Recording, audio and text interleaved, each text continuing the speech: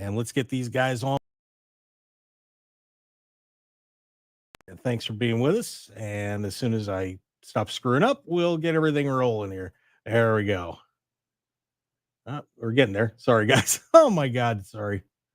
Bear with me, everybody. We'll get everybody on stage here. But of course, our first episode here of the Mark Hoke Show late night. And we are very excited to be on for the first time here on Thursday nights. And there we go. I finally got the video rolling. Welcome to the KDAWN studios here in Las Vegas. I'm Mark Hoke. Thanks for being with us. We're going to be bringing some great pro wrestling stuff and a lot of surprises tonight. We're going to be doing things a little bit different than the show. And guess what? I can say the word fuck. I'm excited. But anyway, let's get this rolling here. First, let's bring in a man from Las Vegas. He is just one unbelievable man in the world of professional wrestling. I welcome in NJ Holiday. What's up? What it do? Thanks for having me. It's good to be back on a late night version of the Mark Hoke Show, first of its kind, and we actually have the privilege and the opportunity to curse. Yeah, so we can have a curse off. Yeah, we could. Anything's off limits, no holds barred. The Mark Hoke Show late night slot. Like I said, you've been talking about this for months, and now here we are. Reality. It's in fruition now. So I'm excited to be here for the Mark Hoke late night edition. So thanks for having me. Absolutely, and let's bring in good friend of the show from Sports Guys Talking Wrestling. Here he is, Stu Myrick. Everybody, Stu, what's up? Man, you mean late? You do mean late night. You know it. You know it's after 10 p.m. here in the beautiful city of Austin. That I do, but you're crazy enough to come on anyway, so yeah, it's all that's good. true. That's true. That's what I like to hear. So you from Austin? Austin, by God, Texas, the home of the top-ranked Texas Longhorns. Hey, I love me some Arch Will now. I love be rolling into the Cotton Bowl this Saturday to take on those dastardly Oklahoma Sooners. It is 10:18 p.m. Central, and OU still sucks. Hell yeah. No, I'm born and raised in Houston, so yeah, I grew up a Longhorn fan too. I was out there when Vince Young led them boys back from that they come back against the USC Trojans, Matt Leinart and Reggie Bush along with Pete Carroll. And Vince Young came back and they won that Rose Bowl under Mark Brown. So I still get the hair standing on the back of my neck when I see that 4th and 5 for the national championship. Yeah, and Vince Young ran that thing in, extended his arm, and got up that touchdown. And here we are. Whatever, we are Penn State. Oh, here we go. And North Dakota State. Wasn't that a beautiful game, that NDSU game? Like I got to talk about that again real fast. God, we torched those guys. UND sucks so bad. The University of North Dakota, those evil goofballs from Grand Forks. In-state rivalry, I see. Yes, it was the 113th kind of like what we got coming up in November. Oh yeah, you got a big one coming up. Yeah, the rivalry's back. Aggies, let's go. Yeah, it's in College Station at Kyle Field. So, like I said, being from Houston, I remember them Aggie days. Johnny Money Manziel was taking over. I actually covered Johnny Manziel when he was in high school. Kerrville Tivy. Okay. So I used to do the radio here in Austin. There's a school called Lake Travis, Baker Mayfield's alma mater, and Garrett Wilson. And this was 2012, 2013. They faced Kerrville Tivy in the regular season and the playoffs, and Johnny Manziel, of course, was the starting quarterback for that team. Yeah. Hell yeah. You remember you covered Mike Evans while he was out there too? I did. Awesome. I sure did. Awesome. Well, there you go. Now you guys are acquainted. Yeah, we are. I like bonded. It. 2 Texans on the late night show of Mark Hoke. Let's get it. All right, let's do it. So, guys, a pretty crazy early week in pro wrestling, to say the least. We're going to do some news first. We're going to talk about that. And then we've got a couple of fun things in store. There's one surprise that I have for the guys I didn't tell them about yet. Uh-oh. So brace yourselves, because we're going to have some fun with each other on that. And then tonight, the debut of the Pro Wrestling Time Machine Tournament. And you're asking, what is the Pro Wrestling Time Machine Tournament? Well, I'm not going to tell you yet. But when we get to it, be ready. And hopefully that music that I didn't modify it, and we'll blow our ears out a little bit, but it'll be okay. We'll fix that next week. But a lot of stuff going on in pro wrestling to kick things off. An interesting night on Monday Night Raw, guys. As to me, the two big things that happened. First, Gunther dumped Sami Zayn, and wasn't really surprised about that. But your thoughts on that? And should that match have been at Bad Blood? Stu, I'll give that to you first. No, only because I don't think I love Sami Zayn to death. I don't think anybody expected him to win the title. And honestly, with what Triple H announced at Bad Blood with this Crown Jewel Championship, you got the champions facing each other. No, because they were already, promoting Cody versus Gunther and Liv Morgan and Nia Jax. So I'm fine with it being on Raw, and it was a good match. And I think there were a couple spots. It was kind of like, okay, well, they're trying to get people to think they might change the title, but like I said, I don't know too many people that really believe Gunther was going to drop the title.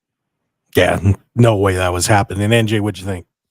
Yeah, to your question, I feel like just based off the pay-per-view they had before at Bash at Berlin, where they had both world titles showcased with a match with Cody versus Kevin and Gunther versus Orton, I feel like they should have showed the same respect to Gunther and Sami, had them on the PLE. But I know why they didn't, and then I know you can agree with me, Rick, based off of Triple H knowing that this was going to be the first ever edition. Well, they're going back to the old format of Raw being 2 hours. He wanted to have a big marquee main event to have people tune in to watch this 2-hour concept of Raw. So for this one to draw them in, the main selling point was Gunther versus Sami Zayn for the World Heavyweight Championship. So now, instead of you waiting 3 hours for that, now we want people to tune in, and on the second, at the halfway point of the second hour, we're going to start that championship match. So for me, I feel like just based off of respect to both titles being prestigious, it should have been on the PLE, but I know why they advertised it for Raw, which was going back to 2 hours, and he wanted people to tune in. Yeah, it makes sense. The other thing that happened on there was Punk and Seth Rollins had a little confrontation slightly, but CM Punk said he's taking a break. I don't know. Phil's tired after 3 matches. I mean, his rehab. His current deal with WWE was already in the works of taking a break. That's what he's been doing anyways, ever since he came back. As far as like he'll show up on Raw 1 week, take 2 weeks off, come back the third week. So yeah, we're used to that. He's been doing that ever since he came back in January. Well, minus the injury. Are you guys disappointed in that? I mean, Are we just gonna let CM Punk kick back until? I mean, God knows when. I mean, I would hope they at least get him on the Saturday Night's Main Event, but man, that's kind of crazy. It's not as bad as Roman. Leading up to WrestleMania, I mean, he was showing up every couple months, right? Well, it's not quite that bad. And I think they want CM Punk to be a special attraction, right? They're treating it, and not like Roman, not like Brock Lesnar for sure, but you don't want him on there every week either. Every week, exactly. Because when he's advertised, now everybody's going to tune in because they haven't seen him in a while. So I agree with you on that. Now I'm going to ask another Punk question. This is kind of a follow up from Bad Blood, because after that match, we saw Drew McIntyre had his head half split open, pretty rough spot. But and I hate to sound like I'm being a jerk to Punk, but for a guy who is saying that you got to perform safely and you wouldn't let Jack Perry do the glass spot and everything else, Drew McIntyre just took a toolbox to the head and got 16 staples. Now, I don't know what to say about that. I mean, it's kind of like, Phil, you said we got to make sure we don't do anything that's going to hurt somebody. I mean, that's a pretty bad gash. Pretty bad gash. So does CM Punk get a little criticism coming back at him for a rather unsafe, unprotected spot? NJ, what do you think? Rick's gonna laugh. I'm gonna say no, based off of the fact that go back to January, McIntyre kind of like recklessly hit him with that DDT and tore his bicep or his tricep, whatever. He was out for like 6 months. So I feel like turnabout's fair play. That's just me. You know what I'm saying? So, so you're saying that was a receipt? I'm not saying it was. Yeah, you just did. You did. I mean, we was there. I was in Tampa, and everybody was excited for Punk to make his return. And then, like I said, Drew mixes up with him in the Rumble for 3 minutes, 5 minutes, and finds a way to put him on the shelf. And he just got back. That's me. I feel like it was warranted in Turnabout's fair play. So I don't feel nothing wrong with it. And 16 staples to the head for Drew. He's a grown man. He's cool. He can shake it off. Wow, Stu, do you possibly think that was a receipt? I don't know if it was meant as a receipt. I'm not comfortable with headshots in general. Mm-hmm. There's, whether it's with a chair, whether it's toolbox, what have you. Now, the fact that Punk hit him hard enough to give him that gash, it does make me wonder, was it hard enough to possibly concuss him? I don't know. I mean, obviously I wasn't in the ring, so I can't tell you that.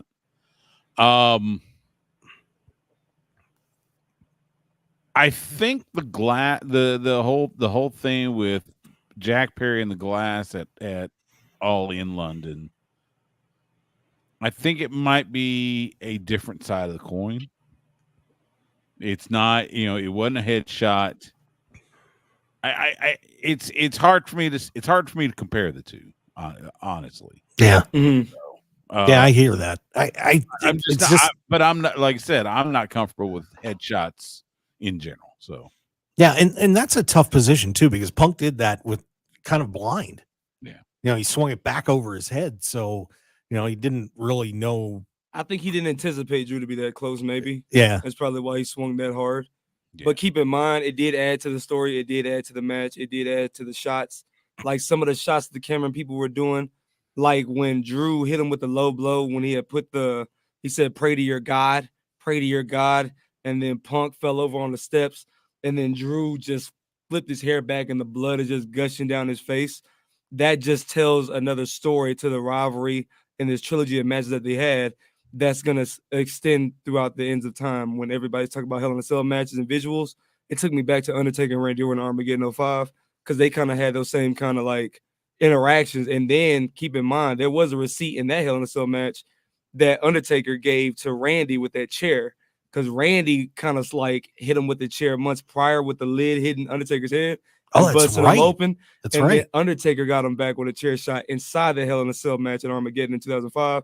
And then both of them was bleeding all over the place, and it just added a better visual to the story and layers to it to make it more passionate, to make people want to go back and see how much these guys really did despise one another at the end of their rivalry.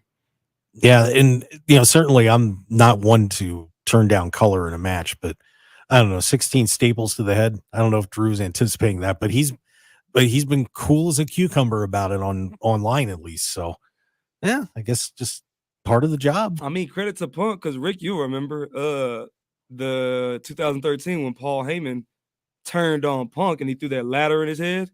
You remember the staples that Punk had to take in his head after that, because he was busted open clean just off of that one little exchange from Heyman to him throwing the ladder back in his face. I think he had maybe 8 staples that he had to put in his head. Yeah. Well, I mean, think about Finn Balor, WrestleMania 39. Oh yeah. That was bad too. Yeah, pure accident. But yeah, so it is what it is. But those happen. Things happen. It's it's not ballet.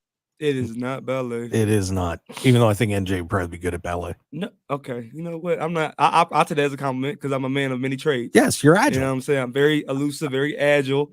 I'm a showman. You know what I'm saying? So right. That'll bring in some views. Let's settle up. NJ doing a dance on. We got NJ Holiday and Stu Myrick on with me on our Mark Hoke Show late night edition, banging on CM Punk right off the bat. What can I say? NXT, boy, interesting night at NXT for 2 reasons. The first one was what happened in the ring as Tony D'Angelo gets a rematch with Obafemi and the Monster. It goes down, guys. Obafemi ended up being the longest reigning North American champion for WWE, but a big win for Tony D'Angelo. But Stu, are you surprised Tony went over on Femi like this. I'm a little surprised. Now, the way they built it up with Tony D feeling, trepidation about it and having the family members trying to talk him up, I think you had a hint that, yeah, there was possibility you could see a title change. I do wonder what happens with Obafemi now. Does he get a rematch? Does he go after the NXT title? Does it go to the main roster? Mm-hmm. He seems like he's ready for the main roster. I would not think he's going up there yet. Maybe he's going to be the challenger to Trick Williams. But yeah, I would say it was a little bit of a surprise, Tony D'Angelo winning the North American title. Yeah, were you surprised, NJ? Nah, I was. The way it was built, because like I said, they already fought before and Tony D'Angelo lost. And then I don't know if you picked up on this, the whole story they were doing, talking about he's broken, doubting himself, needs to like build up his confidence back. And then he had his whole D'Angelo family kind of like help restore his confidence to like challenge Oba again for the second time around. I don't know if you saw this, but on Twitter put the clips together. They were just reenacting the whole scene from the Rocky 3 movies. And how Rocky was broken and everything. They were doing the same thing with Tony when it came to the storyline. Nice. And building him up to go back up against Oba, kind of like how Rocky was. So with them doing that, with Sean doing that whole story and that build up to try to replenish Tony's confidence, I knew Tony wasn't going to lose twice. Keep in mind, this is the man that sent Tommaso Ciampa to the main roster. You know what I'm saying? Tony was the one that beat him. And then, like I said, so they got a lot of faith in Tony. They got a lot of confidence in him. So I didn't see him losing a North American championship bout twice. It was a surprise, and they protected Oba with the booking. He rolled him up. You know what I'm saying? He rolled up Oba and got a quick 1-2-3.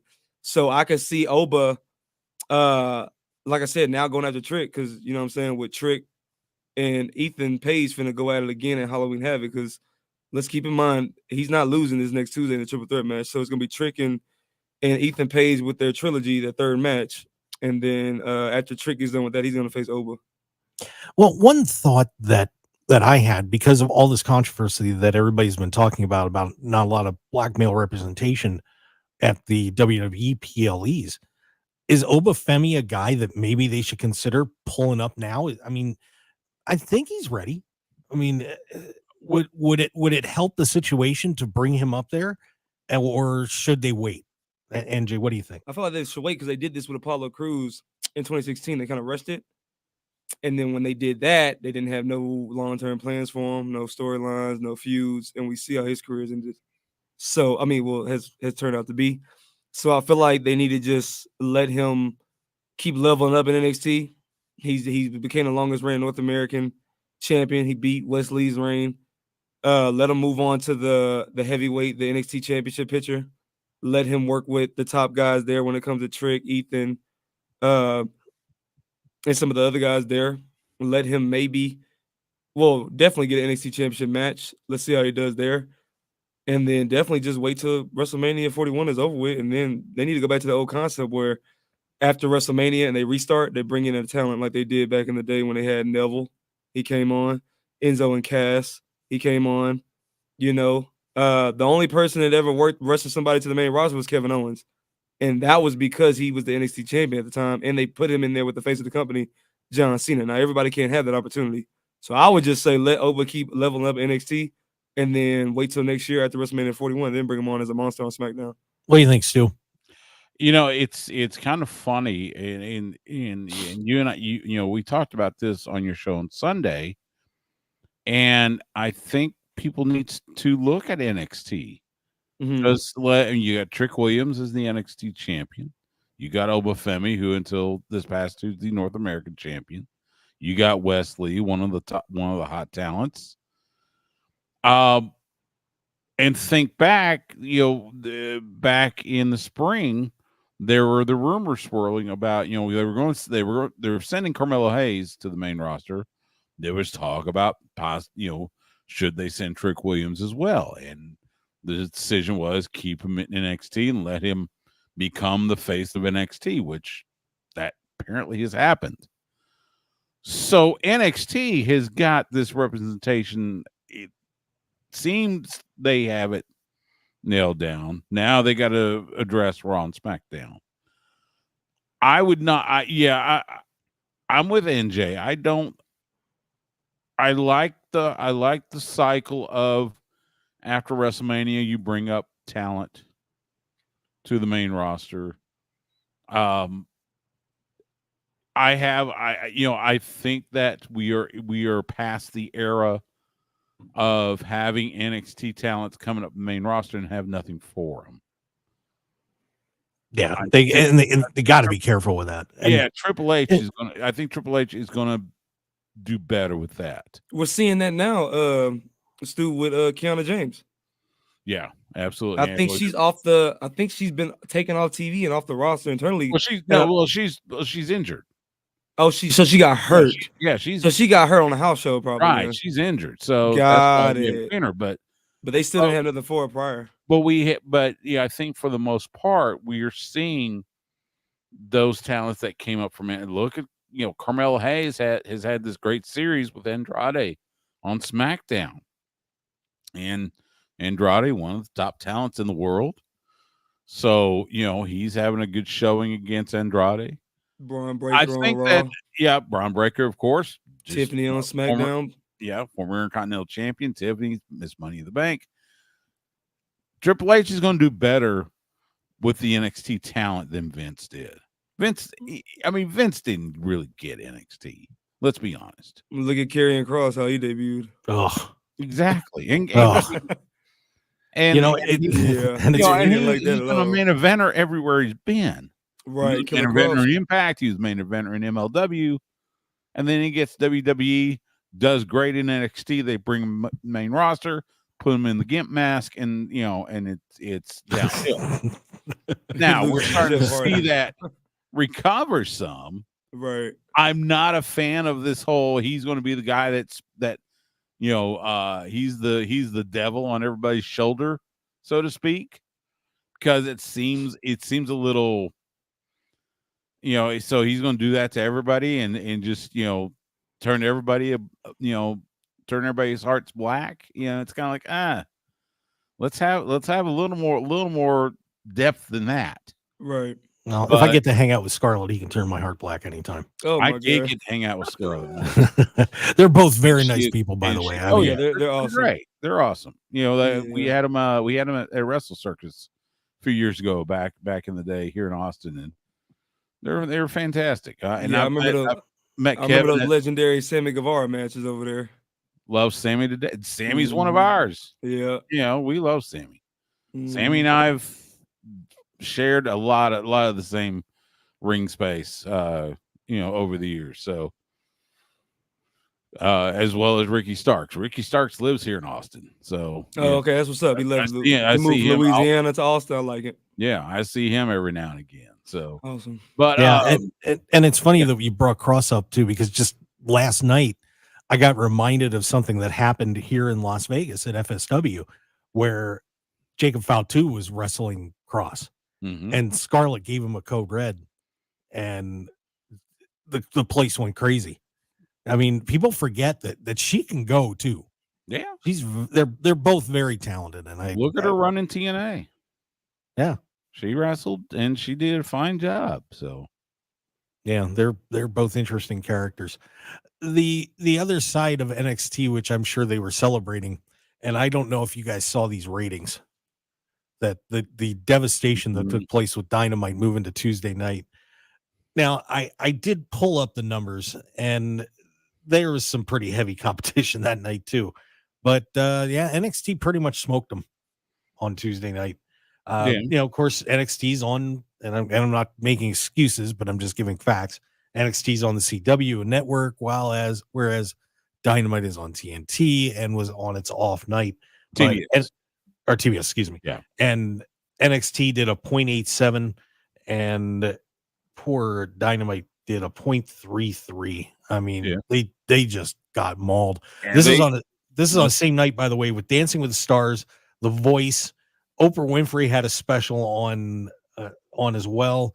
I mean, you had the two baseball playoff games. You had an NHL season opening up, and a WNBA elimination game too. I mean, that's a tough night. But is it just do you guys think it's just because it was on network TV that the differentiation and all the competition? I mean, what do you think? Well, remember they also loaded up NXT. You had Randy Orton. You had Bianca Belair and Jade Cargill. You had Sexy Red. Yeah, you had which you had Sexy Red on there. I mean, and look, I'm an older guy, so I get into my 80s music. So, but hey, she's popular. Oh, you had her on there, so you saw the video with her and Triple H taking the picture, and he was like, Triple H said, "Yeah, I want you to do your poses," and she was like, "You want me to do my poses? All right." And then she put their hair back and bent over, and Triple H she's bent over with her butt out showing, and Triple H is just like this. I was like, "Come on, man!" I was like, "Anything for PR." But that's the thing; they loaded up NXT. Meanwhile, Dynamite is the go-home show for Wrestle Dream. And Wrestle Dream is a decent card. I think there's some intrigue with Mox and Brian, but the rest of it could be a really good Dynamite. So. Somebody's debuting at this Wrestle Dream just like last year with Edge. So I'm already saying it's going to be Bobby Lashley. Well, yeah, but that's kind of the worst kept secret, Right. Everybody's expecting Lashley to show up. Right. They could bring Ricky Stark back, but they stopped playing. Well, that's a whole nother, I guess. That's a whole nother. But what I'm saying is NXT was loaded up. So you have them on a broadcast network, even if it is CW. You have them loaded up with Orton and the women's tag champs, and Sexy Red. So yeah, Dynamite is on a night that they're not usually on because of the Yankees Royals, which, by the way, congratulations, Yankees. Oh, stop it. Why are you even? I'm going to mute you for a minute. Don't get it's going to be a penalty. Hold on. Let's be honest. Look, I saw the result. I'm not the biggest baseball fan. I'm in Texas. We only care about football and spring football. So let them know. But that's the thing. Dynamite, it's not on its regular night. It was on an hour later than it usually is. On top of that. So, I get it. Look, the ratings are the ratings. I get it. Tony's already made his money. He already signed a new TV deal. Yeah, he's good. He made his money. He's cool.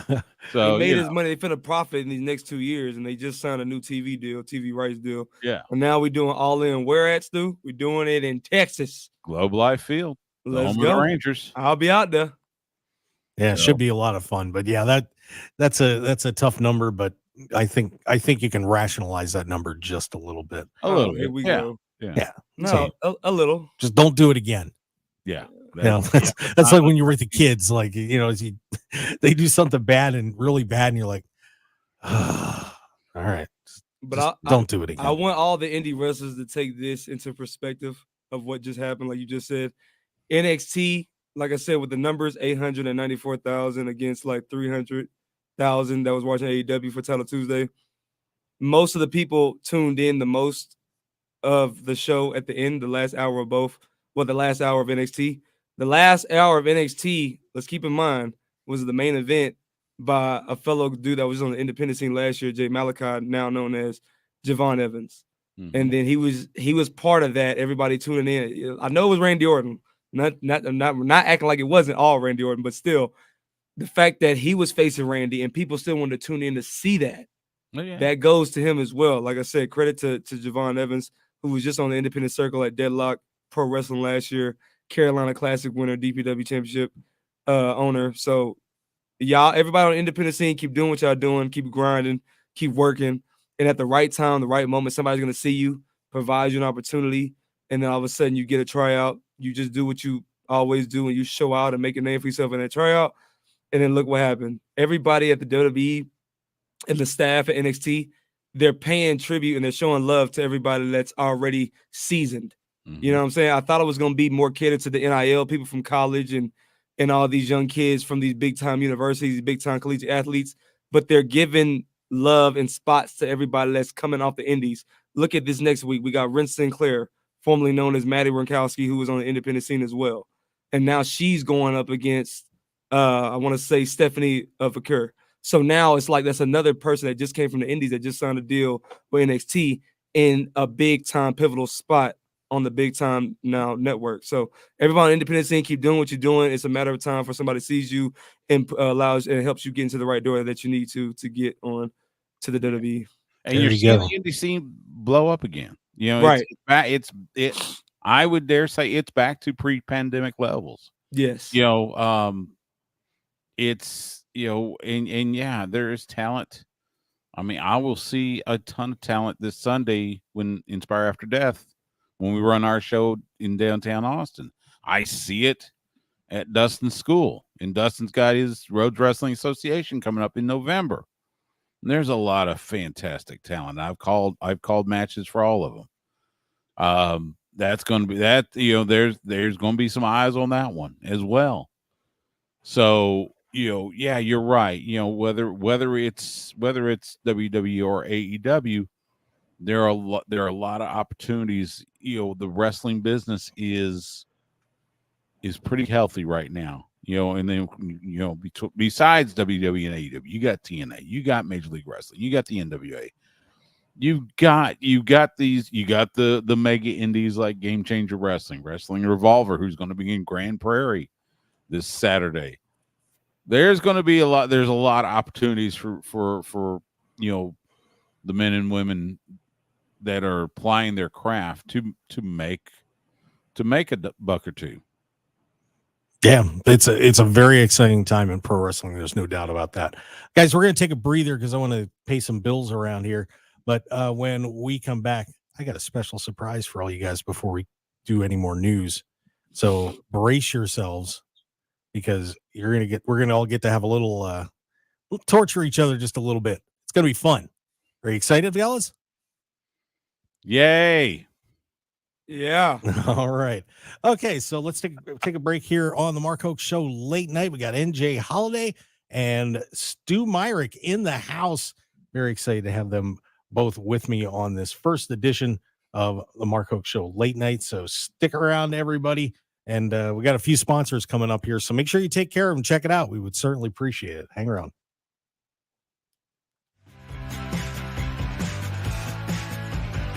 Hey there, adventure seeker.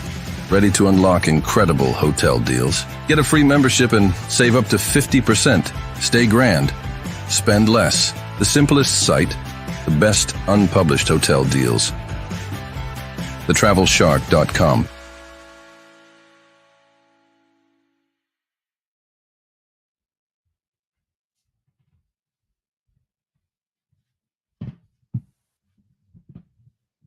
Looking for high-quality custom screen printing in Las Vegas? Look no further than Off-Grid Creations. Need a few custom t-shirts for a local event, band merchandise, or family reunion? We've got you covered. Large order of uniforms for your staff, sports team, or club? We can handle that too. Our experienced team will work closely with you throughout the entire process, from design consultation to final product. Call us at 661-300-1115. That's 661-300-1115, or visit our website at off-gridcreations.com. Get a free consultation today.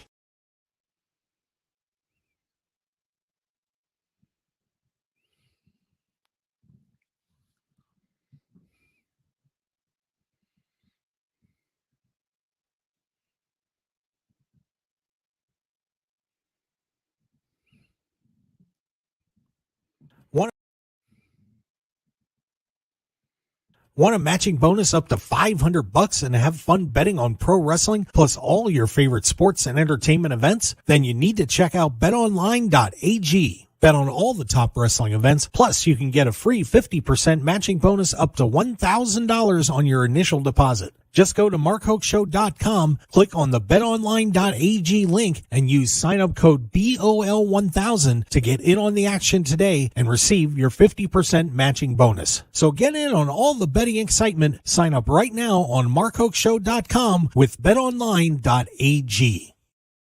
Hi, everyone. Mark here. Hi, everyone. Mark here. Hi, everyone. Mark here. Get your own 3 count with the Mark Hoke Show Power Play Sports Collectibles Super Signature Contest. Every week, we'll be giving away an autographed picture of a pro wrestling superstar with a signature of authenticity, and it's easy to be a winner. First, you need to subscribe to our YouTube channel at The Mark Hoke Show to be eligible to win.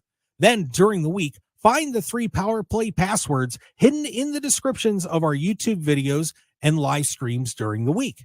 When you find all 3, go to markhokeshow.com and message us with the passwords by midnight each Saturday. From all correct entries, a winner will be randomly selected to win the week's featured autograph. It's that easy. So get in the action and win with the Mark Hoke Show Power Play Sports Collectibles Super Signature Contest, and make sure to visit powerplaysportscards.com and check out all of their incredible certified sports and pro wrestling collectibles.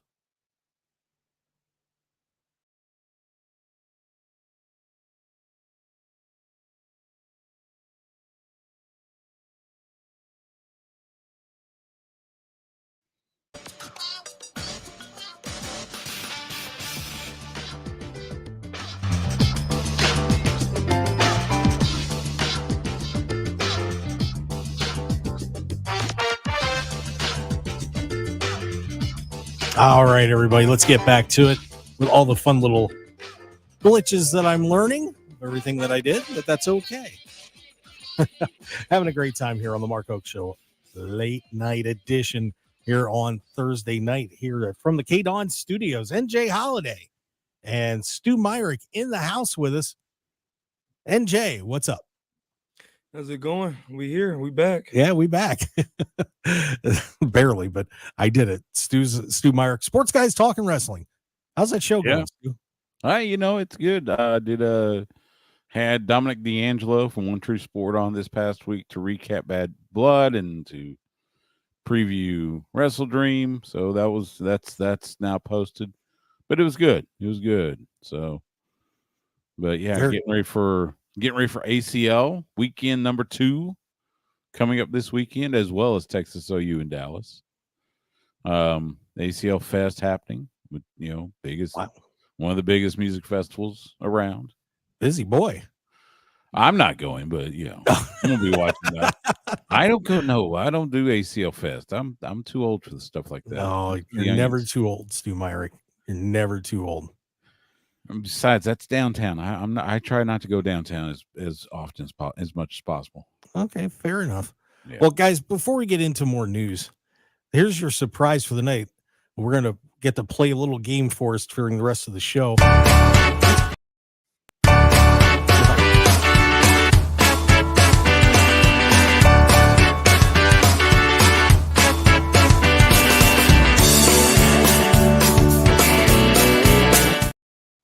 Here's what we're going to do, fellas. Each of us is going to tell the other to tweet a professional wrestler. That's right. You're going to ask him a question, and the first guy to get a response is your big winner. Maybe we'll all do it. I'll get lucky, but but you just have to send a tweet out to somebody, but we each get to pick who the other person tweets. So this is going to be kind of fun, guys. See if we can get somebody awake and get a response out of them. Now you can ask whatever question you want, and that's fine. But nothing rude or nasty or anything like that. But send a tweet out to a wrestler, and we'll see if you can get a response. First one wins. NJ. I'm gonna let you pick Stu's person that he has to tweet right now. Okay, let me see. Really? So Stu Myrick. I don't use Twitter that often. So, or X or whatever the hell they call it. Elon Musk is a dirty word down here. Oh, and he's got all of his stuff here. Tesla's here, X is here, SpaceX is down in the valley, but NJ, who is Stu Myrick gonna tweet? Probably he just said he sees Ricky Starks all the time. He probably tweet him. All right. So Stu, you want me to tweet Ricky Starks? I want you to tweet Ricky Starks right now. Well, I didn't say he had to take a request. Like you asked me who do I think. Oh, okay. Well, you can pick whoever you want. Okay. I'm thinking that's who he's gonna choose. Oh, you get to pick who he tweets. Oh, if I was going to choose, I'd choose Dustin Rhodes. Yeah, see, Dustin. He'll answer you right away. Well, I'm gonna choose Dustin Rhodes because I like to see the interaction back. So Dustin Rhodes is your guy. All right. So Stu Myrick, I can do. At least you get to send a tweet to Dustin Rhodes and ask him something fun. All right. It's real easy. It's gonna be real easy. We'll see. All right. NJ, I am gonna pick who you're gonna tweet. Okay, who you got? And let's see who would be a fun person for NJ Holiday to tweet. Booker's probably asleep, so I don't know if you get Booker. You know what? You're a Texas guy. You know what? You wanted Ricky Starks. Tweet Ricky Starks and ask him something fun. Okay, let me see. So you got to tweet Ricky Starks and tell him I said hi. Yeah, there you go. All right, and Stu, while you're doing that, who do I have to tweet? I'm giving you the chance to pick who I have to suffer from here. Oh, good Lord. Okay. Anybody you want. Anybody. Who do you have to tweet? Let's see. Just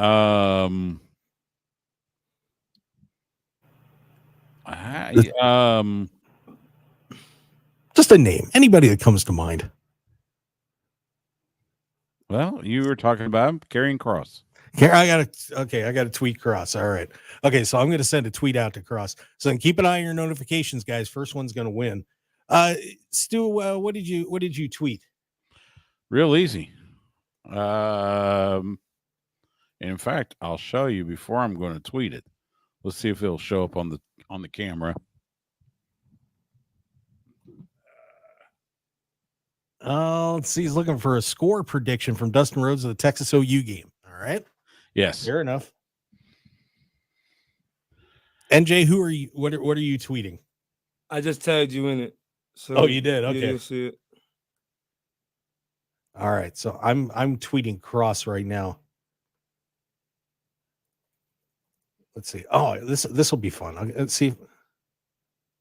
I'm going to ask a favorite there. Okay. So here's what I'm sending to Killer Cross. Type this in here real quick.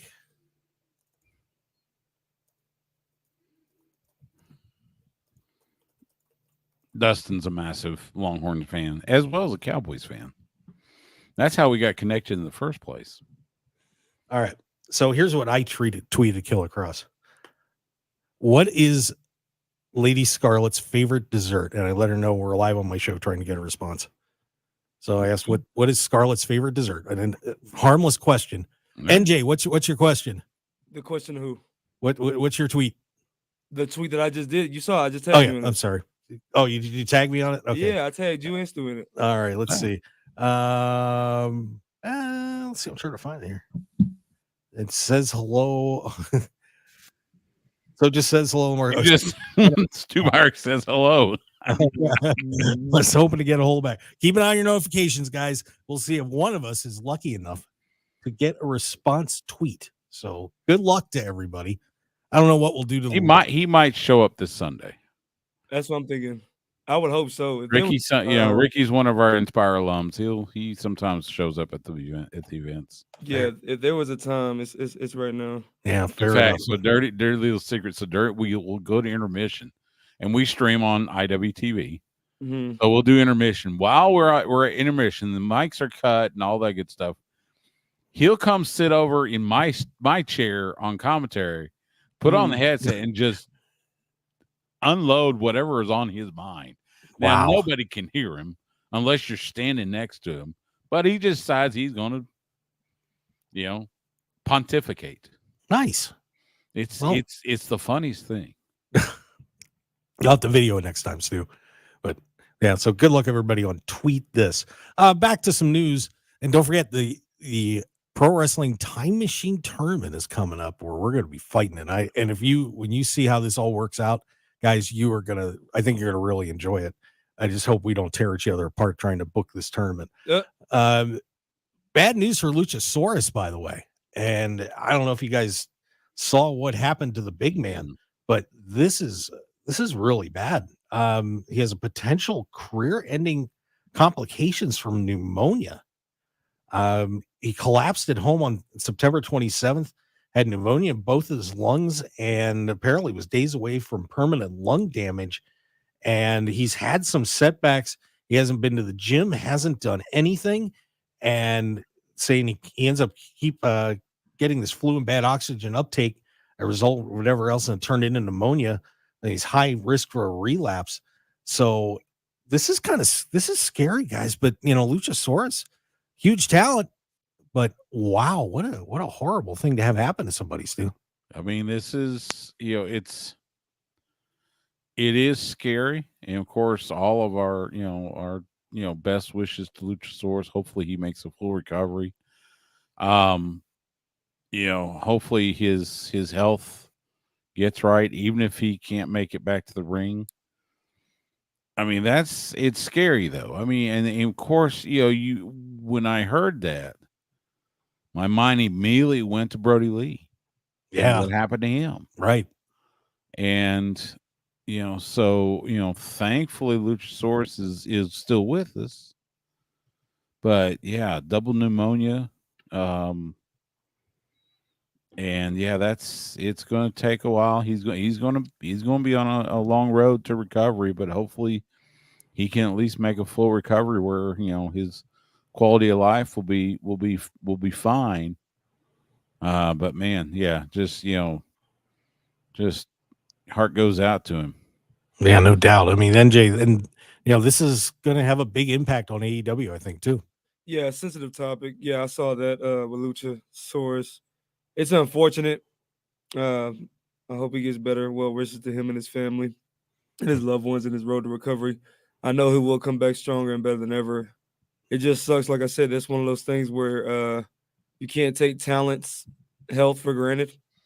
So when you have an opportunity to cash in and pull the trigger on them in a big moment that they have right in front of you, you got to do it. Yeah. So like this, and that's me going back to him in the storyline, being his name changing to Kill Switch, and him being abused by Christian Cage, Father of the Year Christian Cage.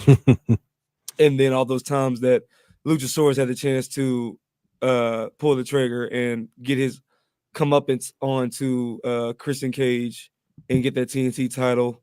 But they never did it, just assuming that his health would be okay and that we can pull the trigger down the road.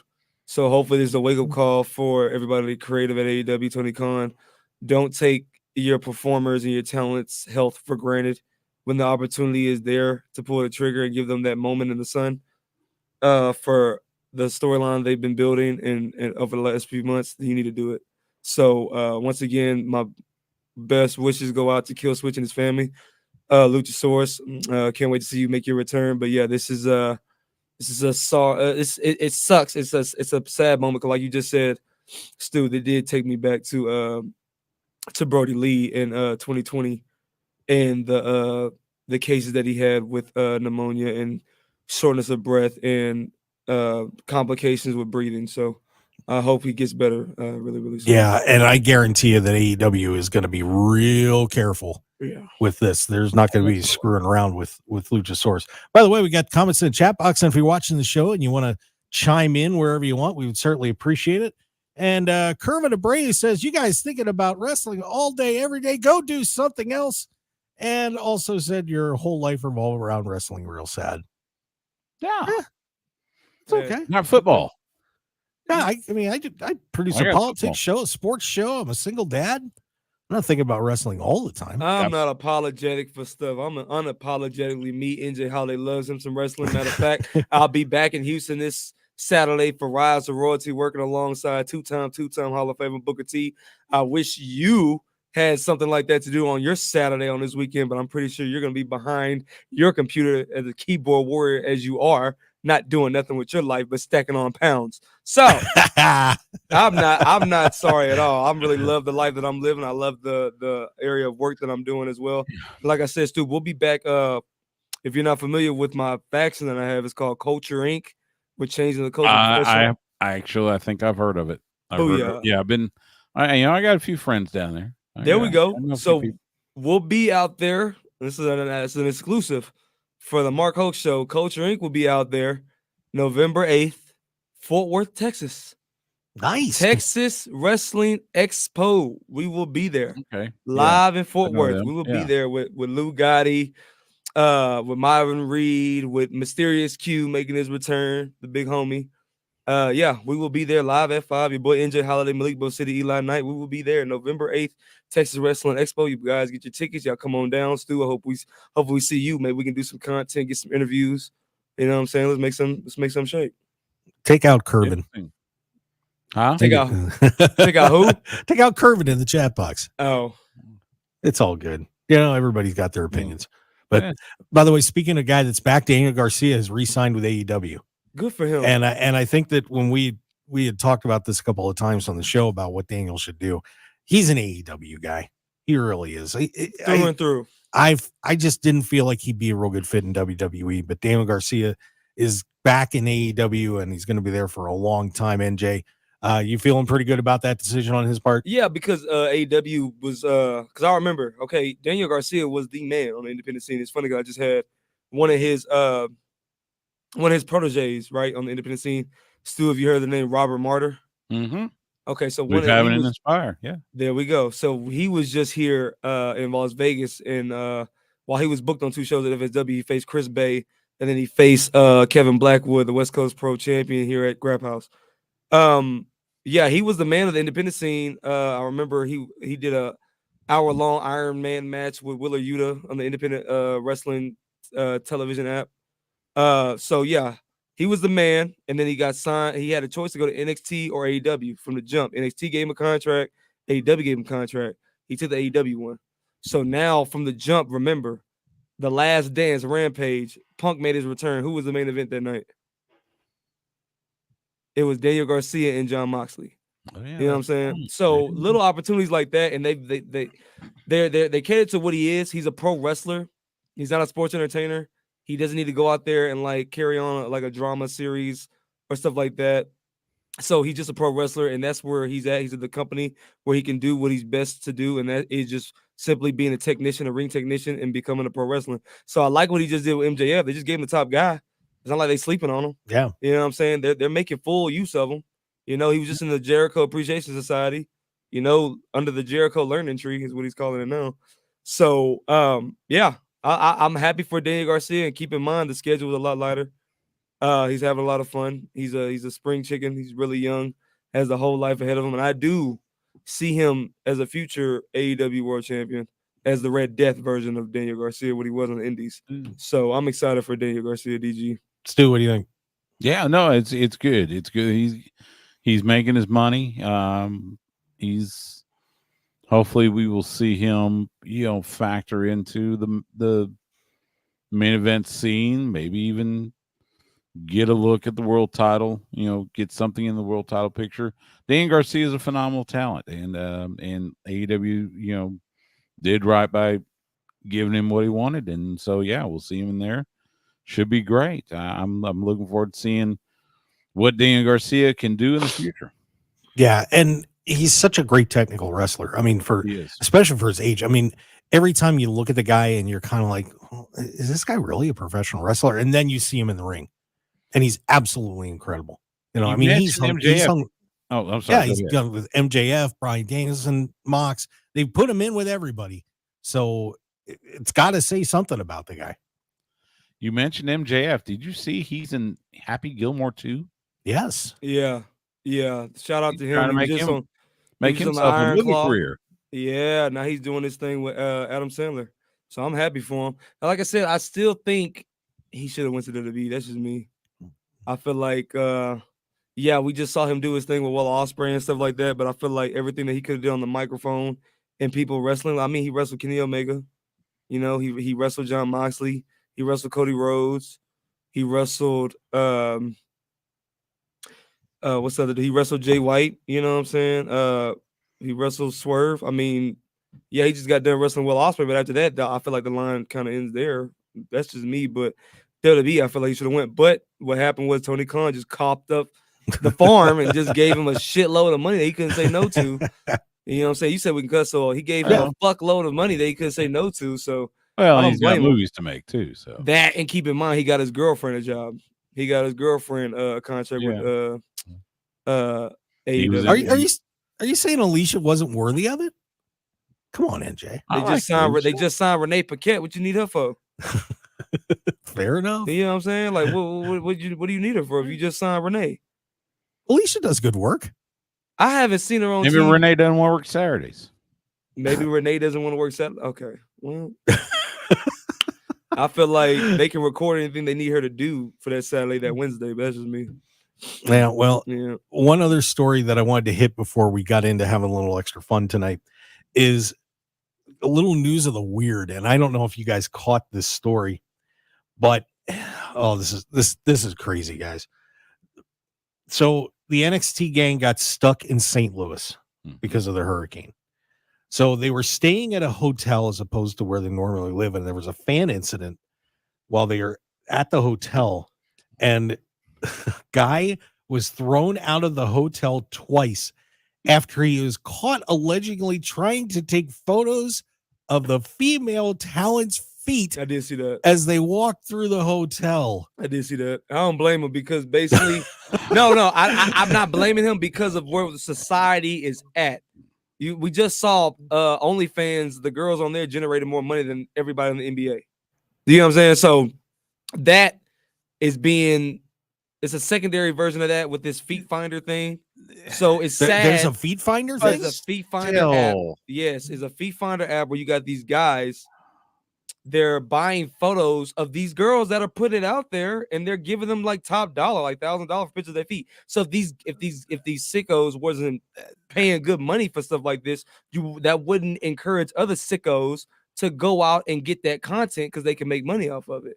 But that's where society at. It's sad, it's sick, it's disgusting, but that is where it's at. We got these guys out here giving money to random females doing random things rather than like helping. They can get that money to teachers. They can give that money to doctors. They can give that money to dentists. They can give that money to, you know what I'm saying? They can give that to people that are actually doing good work in this world, but they rather give it to random chicks that look good naked or in lingerie. So it's sad, but that's what society is. Stu, feet pics. I look. Yeah, it's sad. So look, wrestling fan. Oh, okay. Wrestling fans are passionate. They're loyal, but damn it, they can't cross the line. Oh, this is really over. I mean, this guy's probably lucky he didn't get his ass kicked. I can't believe he didn't. I'm really surprised. I mean, I would have thought that would have been, it's kind of like the nut jobs that try to rush the ring. Folks, just don't do that. Be better. Come on. Yeah, stop stocking talent at airports too, shoving merchandise in 8x10s in their face of sign. That's agreed. That's sad behavior. Stop doing that. That's they just got off a long flight. They're trying to go home and get some rest and shower. And then y'all got them sitting up in the airport for another 35, 40 minutes, signing stuff that y'all can auction off on eBay. Just go, like CM Punk said at that pipe bomb, go get a real job. You know what I'm saying? Just stop trying to leech off of them and then just make some quick bucks online. Those folks, look, I mean, I covered Super Bowls. I hit the media center, and there's always a group of really sketchy guys with, shopping bags full of merch, footballs, whatever, and they're just they would try to in fact, so at the Super Bowl Media Center, they used to do a fan gallery where people could pay money. God bless the NFL for monetizing everything. They could pay money and actually walk through where we were doing interviews.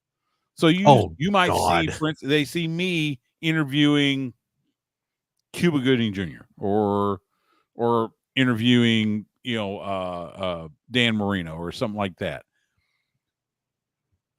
But you would see this gaggle of guys hanging out outside because, of course, the car service would bring them to the door, and they're there, and they're trying to get this stuff signed so they can sell it. And it's like, I understand you want to make a buck, but come on, folks. Yeah, and this is just a violation of the women. Yeah, that's just terrible. Like, since it's funny that Stu, that we were talking about this, and NJ, you were talking about where society is. We were discussing here today on Steve Sanchez show from 3 to 6 here on KDAWN 101.5 FM that we had when the mafia was running Las Vegas, a lot of this crazy stuff that's going on right now with gang violence and people doing dumb stuff in casinos and everything else. It never happened. Because if you did it, you would get either your ass kicked or you would get 86th, and not just the normal 86th that we see today. 86th means 8 miles out and 6 feet deep.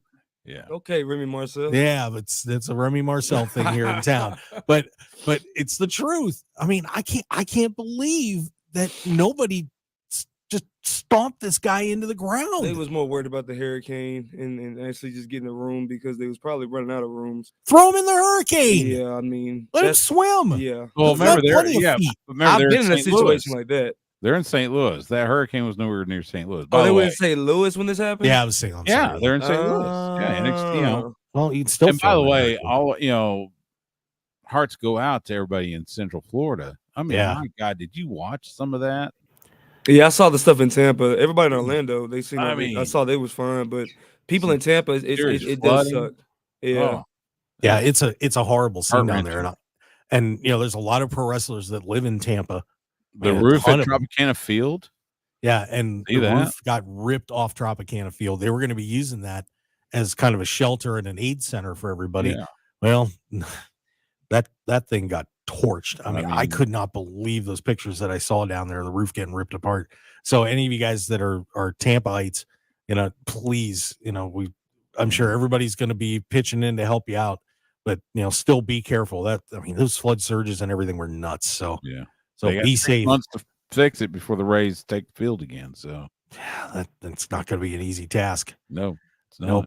You lose your whole roof. Look at what happened in Superdome back in Katrina. Yeah, absolutely. So best wishes out there. And by the way, we got some best wishes in the chat box from brother BKL Contreras, aka Sport Entertainment Guy, saying shout out to everyone in the chat, including Mark Hoke Wrestling Crews. Keep up good work on the channel. Appreciate it. And shout out from South Bronx. Damn, look at the range on this. South Bronx, all the way here in Vegas. Shout out to you, man. Thanks for the love. Thanks for the comment. Yeah, we do appreciate it. Of course, we got NJ Holiday and Stu Myrick on board with me, your lovable little host, Mark Hoke. And we're going to take a breather. And when we come back, oh, man, I have a feeling this is going to get ugly. I really do, because it is going to be time for the Pro Wrestling Time Machine Tournament, and you guys are going to get a kick out of this. We'll explain how we're going to be doing this as we go through, because we're not just going to do this once. We're going to do it many, many times, but it is going to be a blast. So I want everybody to stick around and get ready, because NJ, Stu, and Mark are getting the book, and we may be hitting each other with it as it goes on. So let's take a break, and we come back. We'll have more here on the Mark Hoke Show late night, here from the KDAWN studios in Las Vegas. Thanks for being with us, everybody. We do appreciate it. Hang around. We got a lot more to come.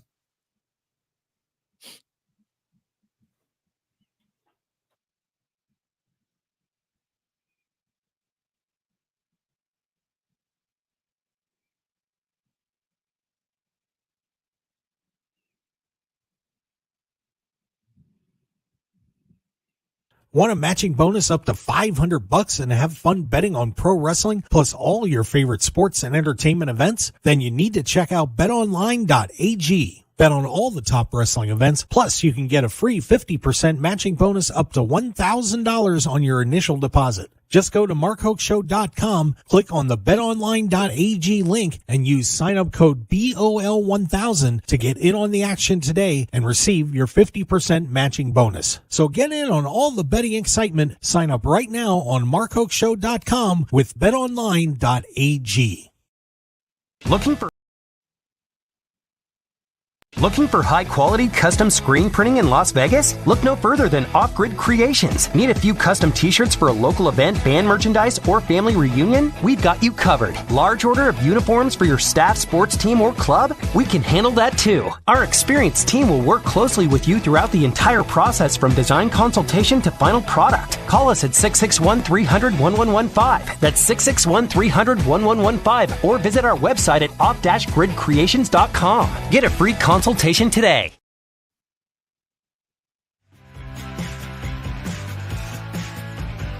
Hey there, adventure seeker. Ready to unlock incredible hotel deals? Get a free membership and save up to 50%. Stay grand. Spend less. The simplest site. The best unpublished hotel deals. TheTravelShark.com.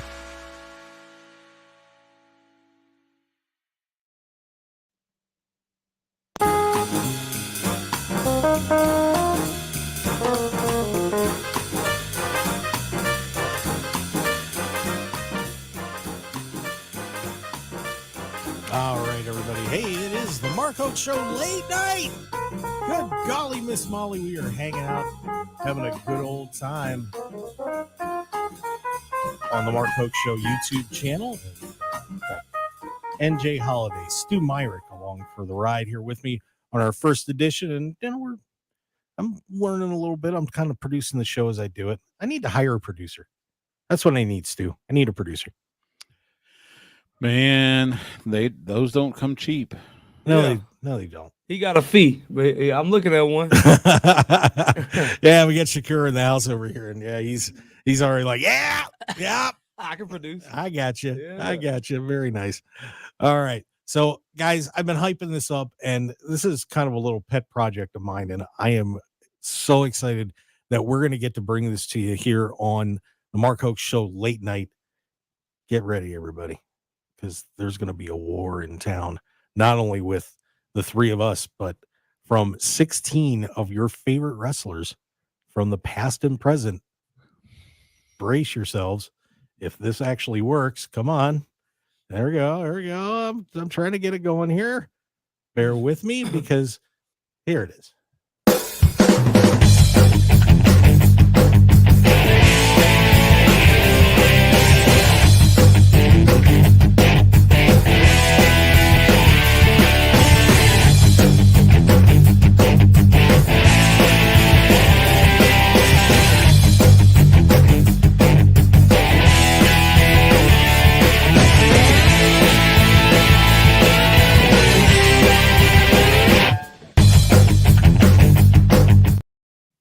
All right, and we've got, of course, Stu, NJ, and me are booking a tournament. Now, what is this tournament? What are you talking about, Mark? So here's what I did. I made a database of about 500 professional wrestlers from past and present, old NWA champions, AWA, WWF, and so many others, and also, of course, present day stars. Have a little randomizer. And 16 people were randomly selected to be placed in a tournament. We're plucking them from time, guys. We're bringing them out, and we're going to put them in a building, and they're going to duke it out. Now, how these guys were selected was we seeded them 1 through 16. It's just the first person that got picked was number 1, the second pick number 2, and just kept going like that. So that's how these matchups for the first round were made. All right. So the parameters that I gave everybody is first and second round matches are a 20-minute time limit, semis are 30, final is 60. So we could have some short matches, we could have some draws, we could have DQs. If somebody's got a buddy there that maybe wants to help beat somebody up and help them move on, that can happen. This is just going to be a whole creative process on who is going to win our first ever Pro Wrestling Time Machine tournament. Now, we may disagree on who we think should advance in the bracket. So we got 3 guys, majority's going to win. But of course, you know, I hope everybody's going to agree with me because I'm usually right about this kind of stuff, but we'll see. So are you guys ready to do this? Sure. It's going to be fun. We're going to have a good time with this. So here is match 1 of the first round. All right, and let me get my pictures up here. The first two combatants, Greg the Hammer Valentine, got the number 1 draw. Congratulations. And I don't know if he's going to be super happy about this, but he's going to be taking on Braun Strowman. So just remember, guys, this is when they're prime. It's not like, Greg now at 70 years old. So we're going to have Greg Valentine against Braun Strowman as the first match. And then match number 2. So this will be these two, the winners of this will meet up. And we had a classic guy pop up in here, guy that I really enjoyed, even though he was one of the, well, shall we say, enhancement talents. Jose Luis Rivera meets the walking weapon, Josh Alexander. So there's your second match of the first round. Third match of the round, we got Rich Swann in there, the former WWE Cruiserweight Champion and the, of course, TNA World Champion. He is going to be taking on another one of those fun WWE guys, the man with the iron forearm, of course, loaded all the time. Iron Mike Sharp gets in there. And then the next match, we'll face the winner of that one. Will face this one. And this is going to be a fun one we'll talk about. It is going to be the time splitter got into the first round. How about that? Or the first tournament, time splitter to Kushida is in there. He's going to have his hands full as he takes on the Ugandan giant Kamala. A good friend of ours. Of course, we know Kamala very well.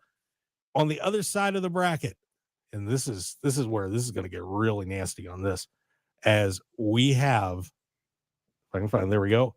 Kurt Angle makes our first tournament, and his first round opponent is going to be The Miz. So we've got 2 former WWE champions hooking up in round 1. And another intriguing matchup in round 1. Of course, the TNA stalwart, former MLW champion, Hammerstone. And guys, and I'm dead serious, this is totally random how this happened. He faces the big guy, Ryback. Serious. I did not put this up together. I did it purely as a draw.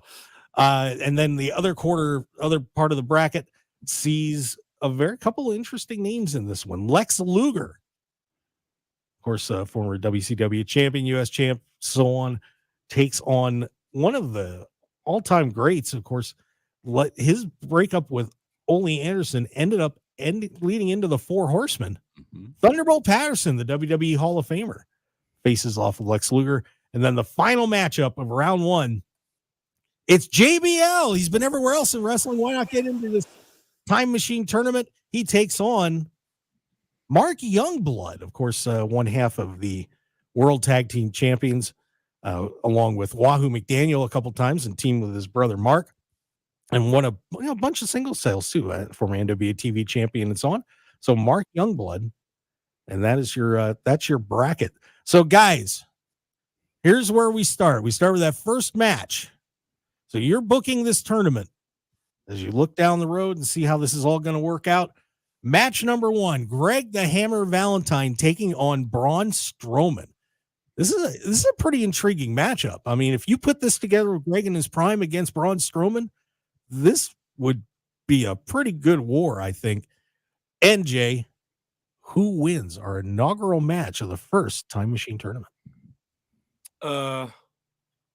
Greg the Hammer Valentine versus the Monster Among Men. Yeah. Braun Strowman. Mm-hmm.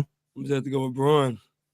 Gonna move Braun on. Yeah, because what is Greg's finisher? It ain't like a spine bust. I might be wrong. Figure 4 leg lock. Oh yeah, he's not getting it on Braun. So. Yeah. Unless it might be against the ring post, but that's about it. Well, he's a pretty vicious guy, though. Stu Myrick. If you had your choice on this. Question for clarification. Yes.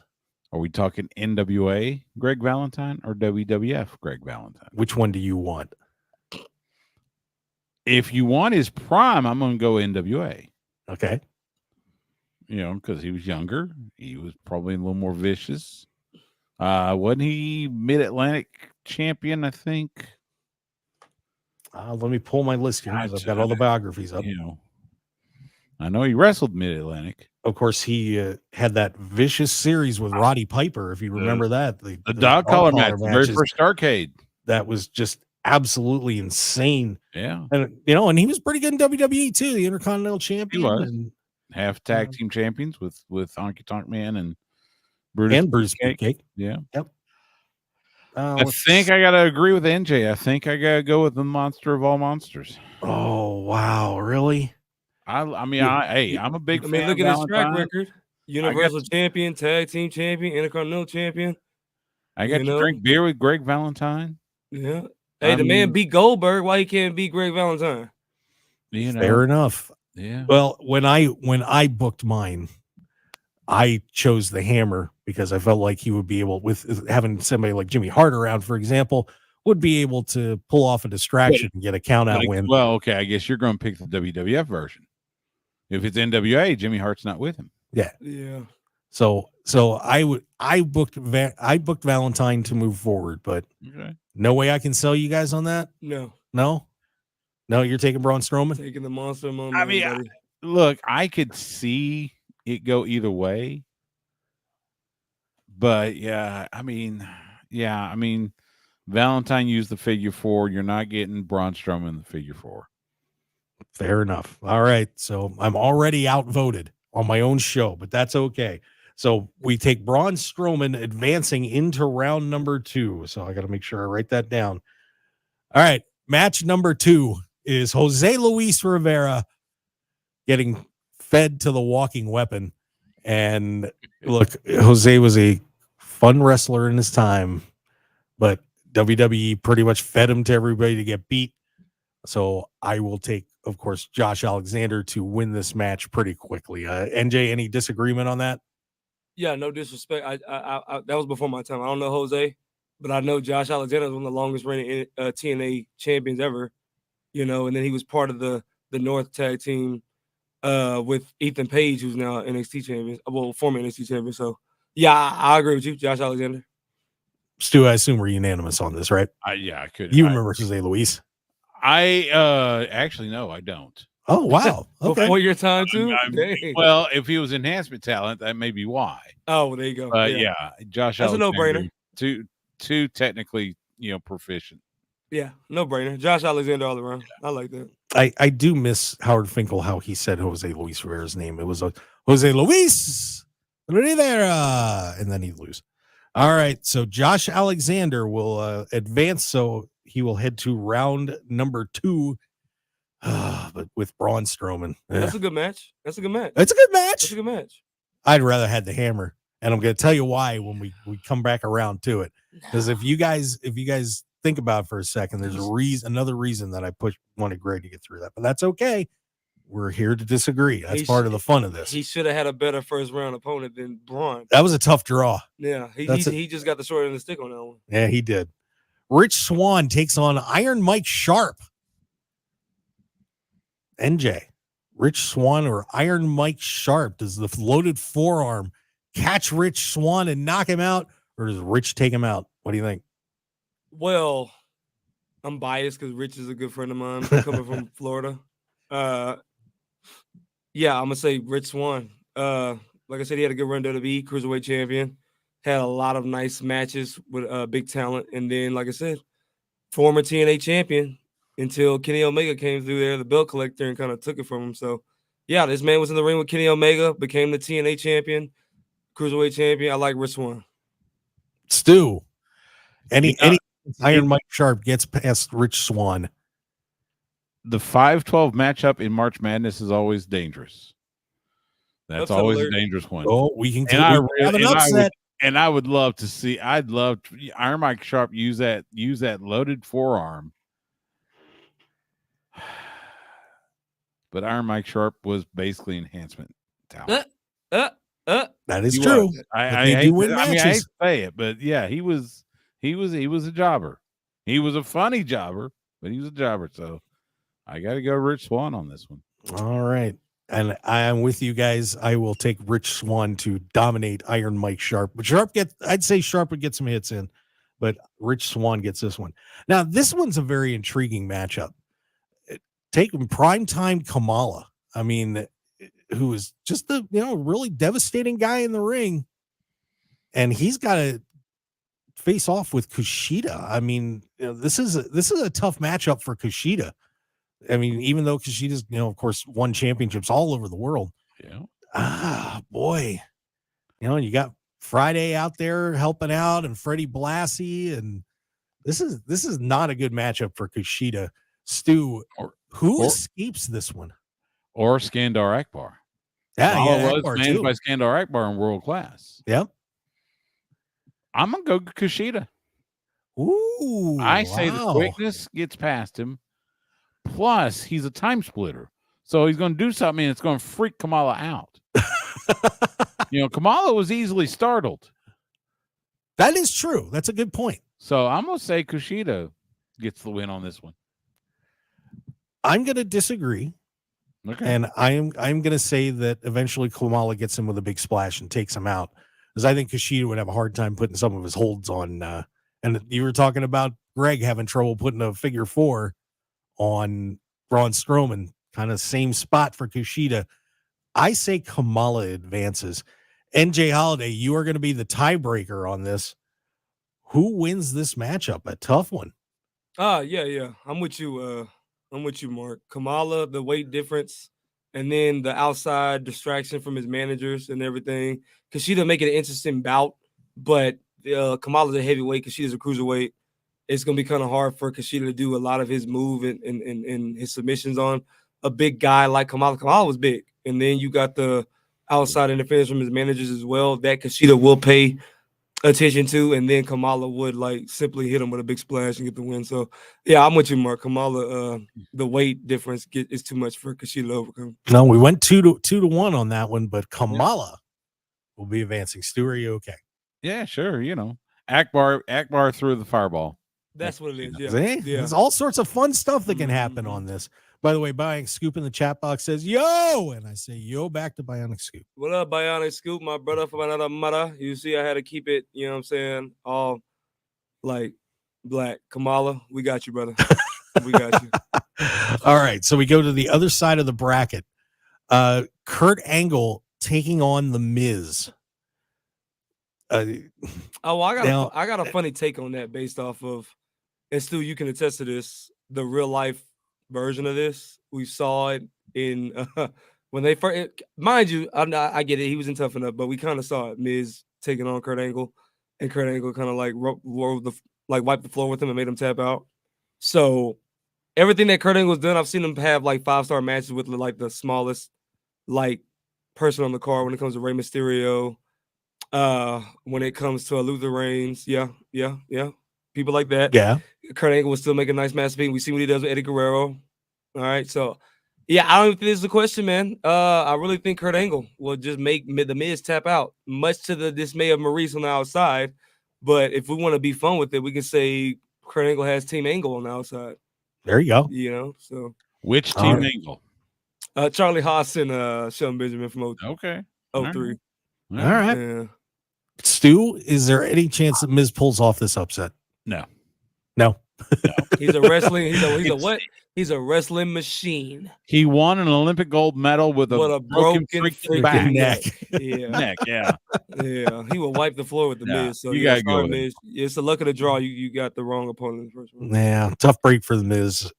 But yes, I will agree that Kurt Angle would win this first round match. We have booked it. So Kurt Angle knocks off the Miz.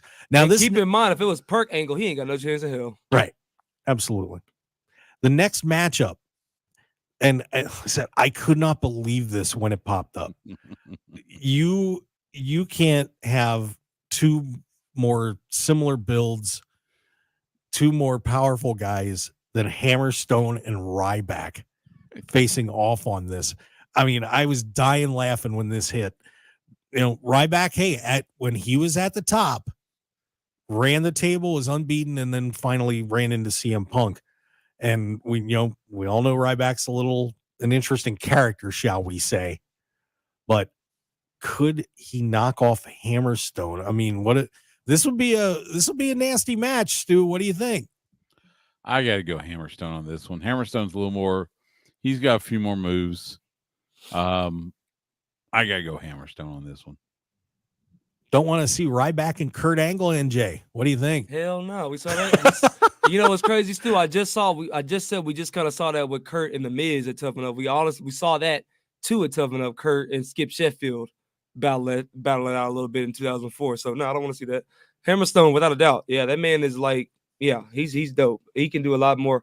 He's a lot more versatile than Ryback. Exactly. So yeah, Hammerstone, without question, moves on. Yeah, as tempting it would to make the crowd incredibly angry and have Ryback go through, I will send Hammerstone through as well. So I can't even remember a good Ryback match, to be honest with you. I mean, he shit the bed with Mark Henry at WrestleMania, to be honest. That's just me. I could be wrong. Stu, reaction to Ryback not having a good match. I mean, do you remember a good match yeah. he is? Yeah, I don't remember him having a match. I mean, Hammerstone had a lot of class with Jacob too. Well, he was in the Nexus. He was kind of. I mean, he had a good match. He was kind of like Goldberg. You had to go. It had to be short. Yeah, it wouldn't. Because he was with Nexus. That doesn't mean. And I say Goldberg would beat Ryback. Right. Goldberg now would beat Ryback. Right. Wow. Right. All right. So we got Hammerstone going through. This one's an intriguing matchup and a real blast from the past with Thunderbolt Patterson. Pretty underrated wrestler. And of course, had a lot of issues, just trying to start a union and, was discussing about how a lot of promoters were racist and so on. And probably held him back a little bit in his career until he got the break with Dusty Rhodes stepping away and Thunderbolt stepped in Mid-Atlantic. But he gets Lex Luger. And, this is for those that know Thunderbolt Patterson, he was one tough son of a gun. Mm-hmm. But guys, would he take out Lex Luger? Would you put Patterson over him? Stu, what do you think? All right. And it's totally personal bias, only because I got to know him in Las Vegas this past August. I'm gonna go Thunderbolt Patterson. Wow. Luger was good, but he was limited in his moveset. He had the body. That was the biggest thing about Luger. He had the body. And I think Thunderbolt could find a way to get past Lex Luger. Wow, that's interesting. I tossed on this one tossed and turned a little bit on this one too. I did go with Lex Luger though. Just a little more powerful. But it wasn't an easy decision. I'll say that. Yeah. I mean, it would be cool to see Thunderbolt Patterson advance in this tournament, but I decided to go with the total package. NJ, that means it's on you. Who advances out of this match of two eras, Lex Luger or Thunderbolt Patterson?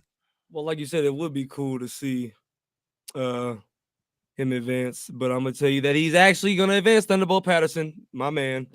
Like I said, the charisma from the gate. He probably, like I said, he'll psych Lex Luger out on the mic. So, and then, like I said, he's another version of like Junkyard Dog before he became Junkyard Dog. So he can take him down to the mat. He can probably hit him. He can out ring technician him. Like I said, he's a bodybuilder, so he's not gonna know how to get out half of the moves that Thunderbolt Patterson's gonna put him in. So he's gonna mess around and tap out. So yeah, Thunderbolt Patterson advance to the next round. Wow, there you go. All right, so Thunderbolt Patterson's through.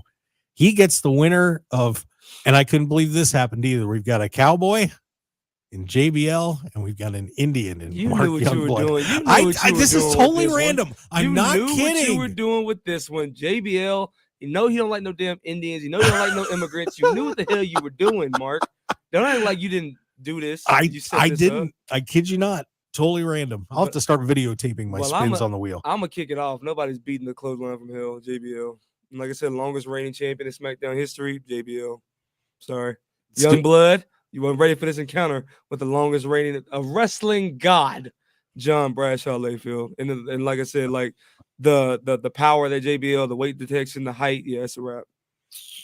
Stu, you know who Mark Youngblood is, I assume. So I do. He was a fantastic wrestler, but his success was primarily in tag teams. So I gotta go with the Athens, Texas native. The Texas native. There you go. Athens, Texas. Texas native. Up in Northeast Texas. Up where I'm looking out for our fellow Texans. A proud alum of Abilene Christian. There you go. And another person who we just got to know at CAC out here in Las Vegas. So, yeah.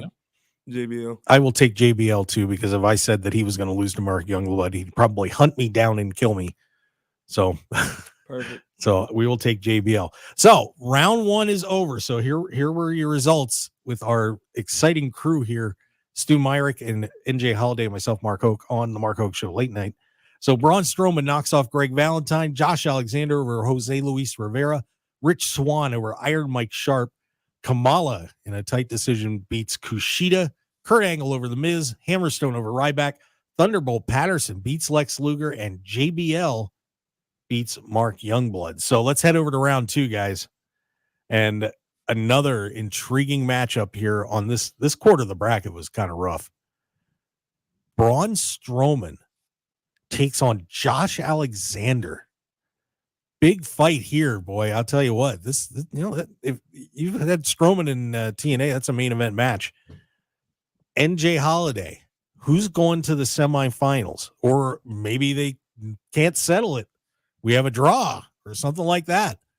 Braun Strowman and Josh Alexander. What do you think, NJ? No, the walking weapon, Josh Alexander's got this. He's going to find a way to outwit Braun Strowman. Braun Strowman's going to find a way to, self-destruct and hurt himself. And then Josh Alexander's going to find a way to hit that ankle lock on him or some other submission on him or hit him with that power driver and then get the 1, 2, 3. He's going to outlast Braun Strowman through cardio, through technician, through wit, through perseverance, through passion.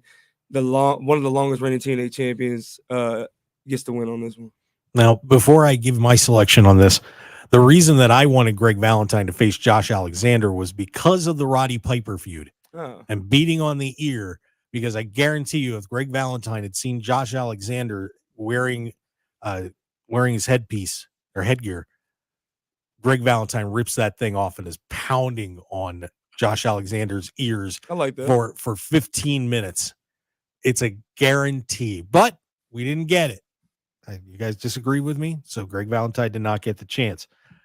I will advance Josh Alexander as well. I think he beats Braun Strowman. Stu, did you have a different opinion on that? Nope. There you go. I agree.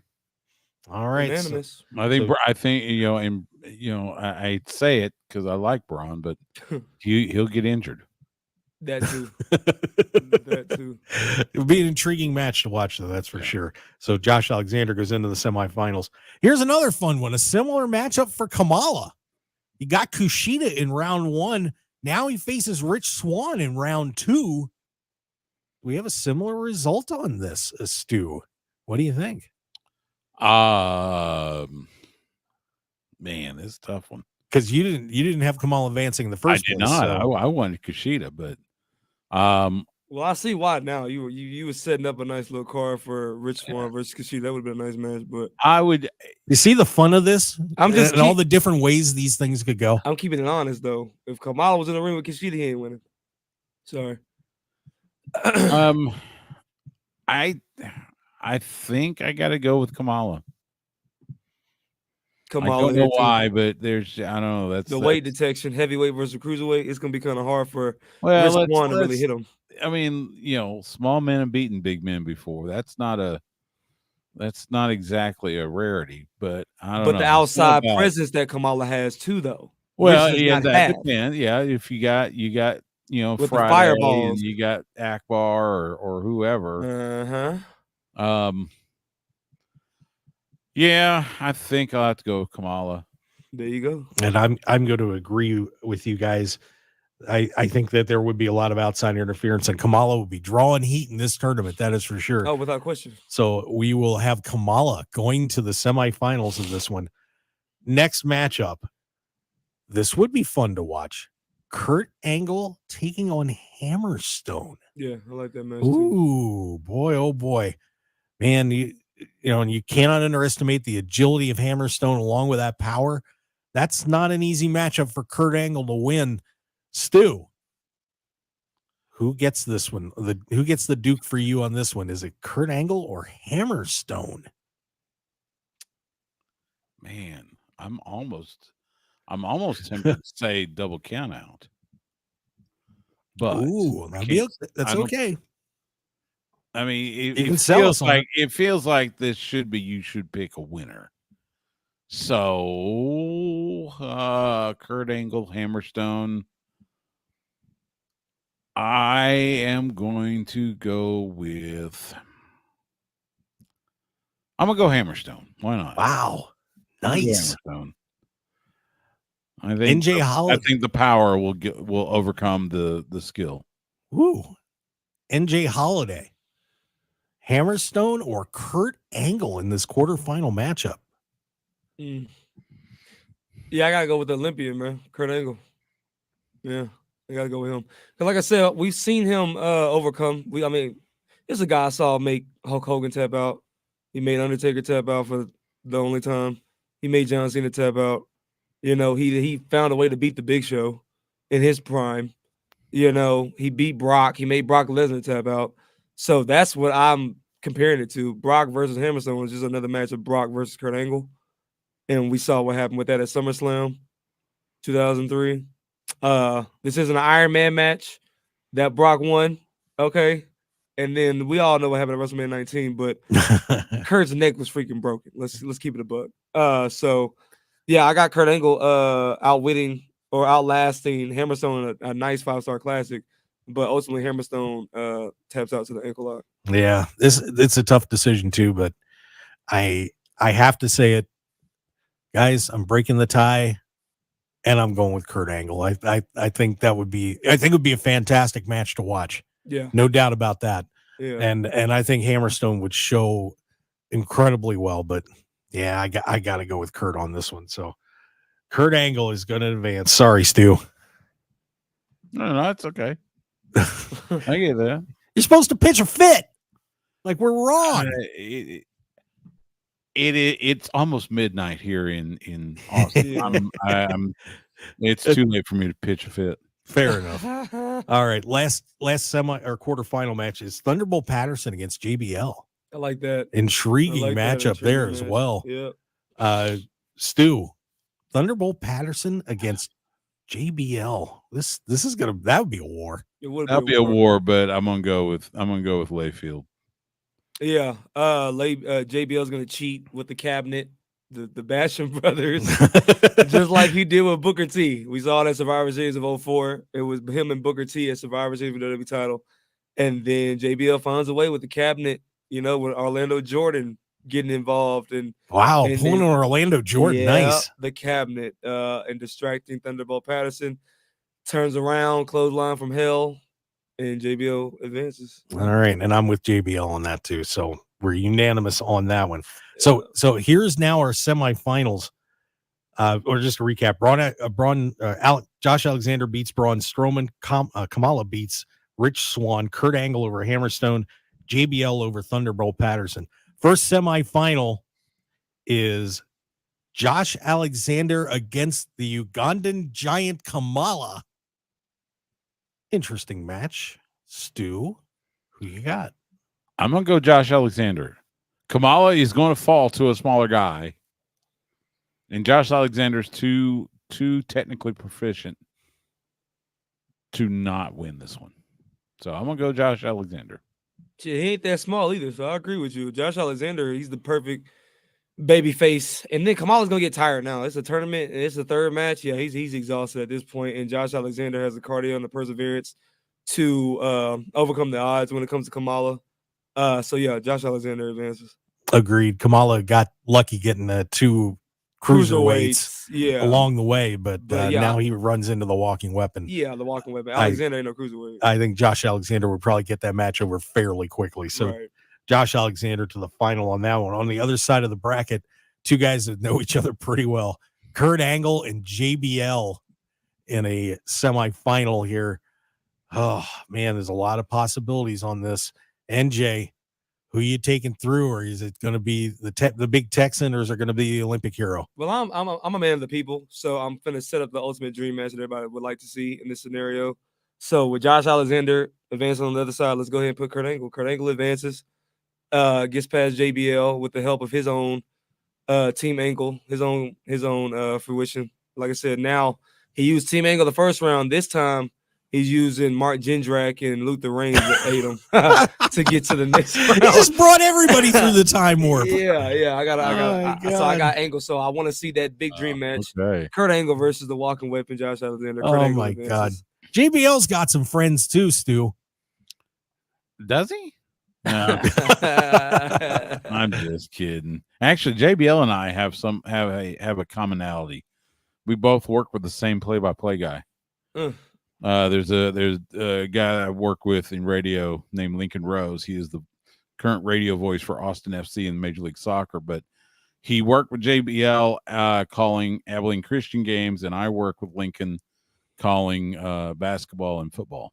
Oh wow! So this means you're choosing who?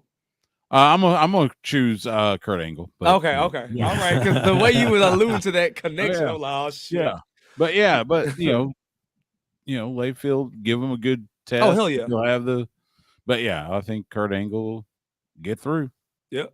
I also selected Kurt Angle as well. There we go. Good duel. I mean, those guys battled it out for a while, but you know, when you're looking through this tournament, you know, this is a pretty fun final right here. And I saw this one coming a while ago, and I think that was the one when I drew this up. That was my final right here.